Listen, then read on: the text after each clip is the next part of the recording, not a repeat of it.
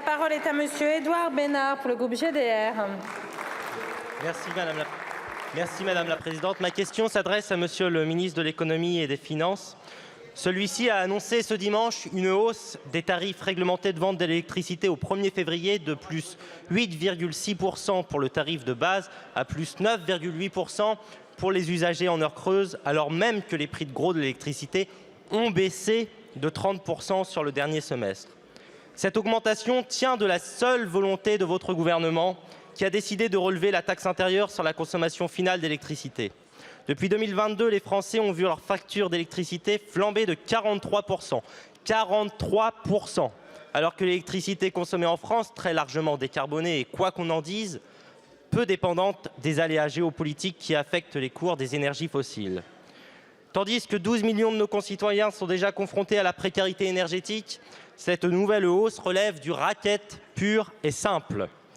Les récents travaux réalisés par le Conseil social et économique central d'EDF démontrent qu'une réforme du calcul des tarifs réglementés reprenant simplement les principes de péréquation tarifaire et d'empilement des coûts de production permettrait à elle seule de réduire les factures des usagers de 20%, tout en finançant les 6 nouvelles tranches EPR que vous appelez de vos vœux ou des investissements massifs d'amélioration des performances énergétiques de l'habitat que j'appelle des miens. L'échec de la libéralisation du marché européen de l'énergie est patent. Sa réforme, actée le 17 octobre, n'y changera rien.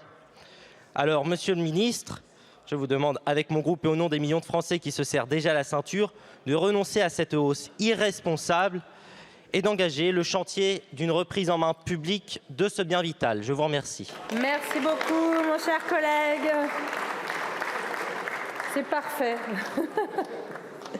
La parole est à Madame Prisca Thévenot, porte-parole du gouvernement et ministre en charge du renouveau démocratique. Merci Madame la Présidente, Mesdames et Messieurs les députés, Monsieur le député Bénard, tout d'abord, permettez-moi de saluer votre arrivée, de vous souhaiter la bienvenue dans cette belle institution, dans ce bel hémicycle,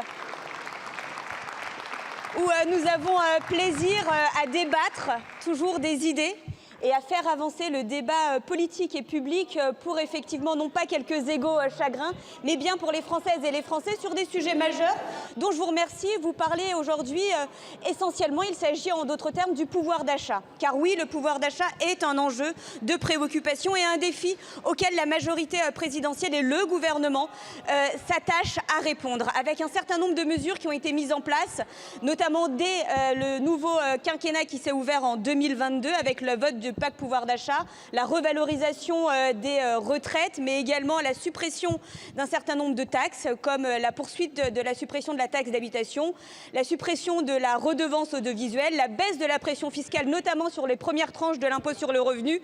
Enfin bref, la liste pourrait être longue, mais cela, je tiens à vous le dire, parce que vous n'avez peut-être pas l'historique, tout cela a été permis grâce à cette majorité présidentielle. Parce que oui, nous avons permis de faire voter ces mesures concrètes pour le pouvoir d'achat des Français, malgré un certain nombre d'autres députés. Je tiens à vous le dire aussi, attention, certains de vos collègues ici sur ces bancs n'ont de gauche que leur place dans l'hémicycle. Je vous remercie, Madame la Ministre. La parole est